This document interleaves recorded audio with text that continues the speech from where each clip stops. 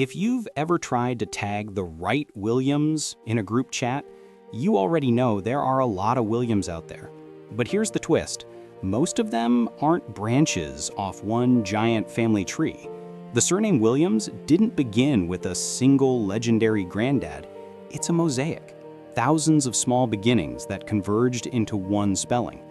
Today, we're tracing how a medieval first name, a Welsh naming switch, and waves of migration turned Williams into one of the English-speaking world's most recognizable surnames. Long before the surname existed, there was the first name William. It comes from two Old Germanic roots, will, meaning will or desire, and helm, meaning helmet or protection.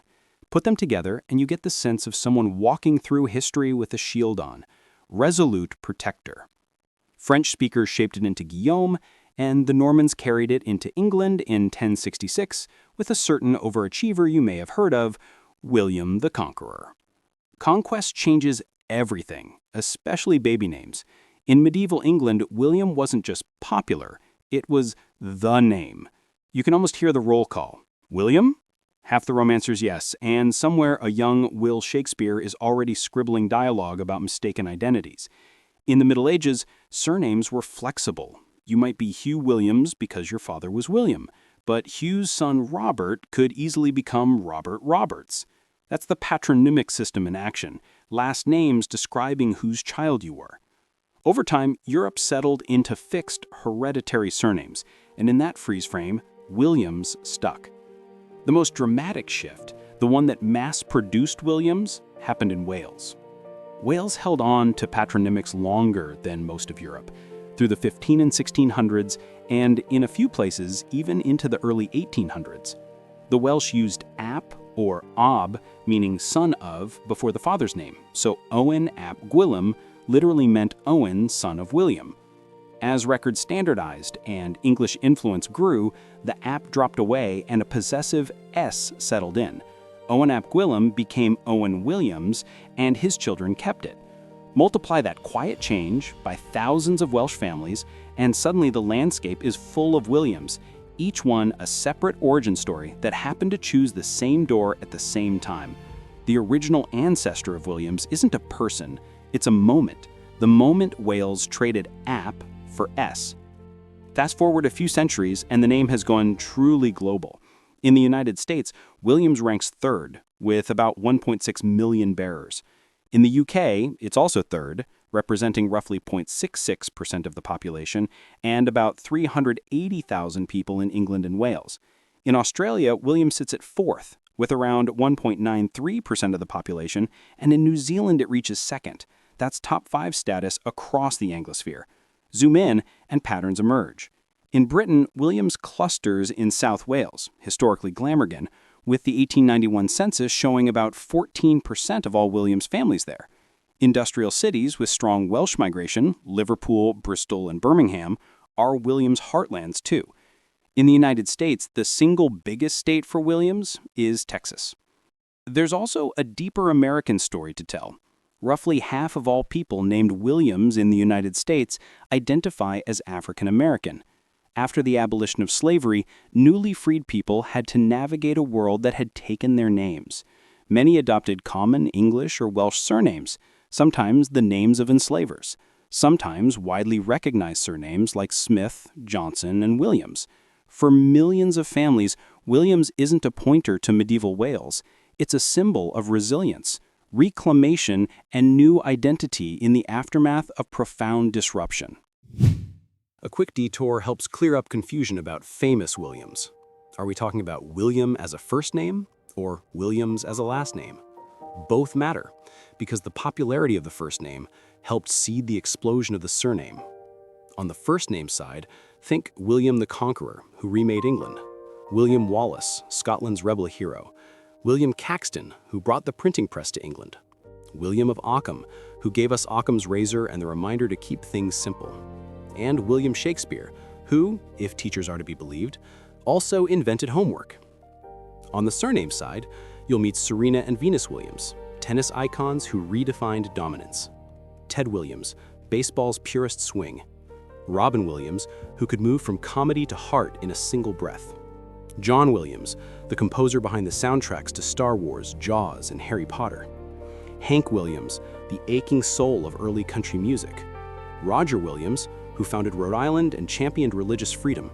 And Sir Richard Williams, a Tudor court figure, an ancestor of Oliver Cromwell. The thread is clear. The given name William skyrockets after 1066, and centuries later the surname Williams is everywhere. Now for the big reveal.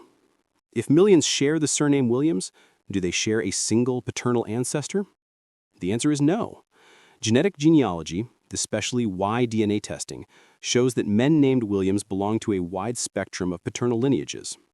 The Williams DNA Project, one of the largest surname projects, documents participants across multiple haplogroups, including A, C, E, G, I, J, N, R, and T, with well-known subbranches like R1A and R1B under R. Translation: the surname has many distinct origins across different regions and eras, all converging on the same label. This is the scientific backbone of the many origins idea. Williams isn't a single trunk, it's a grove. Even without a single genetic line, Williams families often share a life story.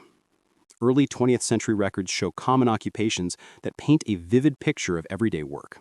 Farmer, recorded in about 10,869 cases, coal miner hewer, around 7,909, general laborer, about 7,610, and agricultural laborer, about 7,516. Those jobs mirror the places where Williams clustered: South Wales and England's industrial belts, coalfields, farms, and rail yards. Across generations, that created a powerful, non-biological similarity, a shared class identity and a shared struggle.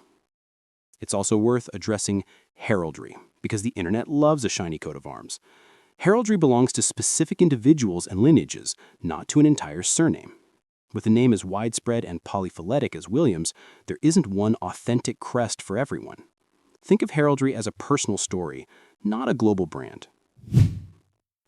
If you're tracing a Williams line, the journey is absolutely doable with a bit of strategy. Start local and move outward.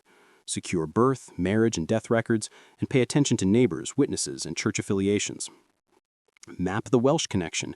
If your Williams appears in Glamorgan or Monmouthshire, or migrates through Liverpool, Bristol, or Birmingham, you may be riding that apt to S-wave.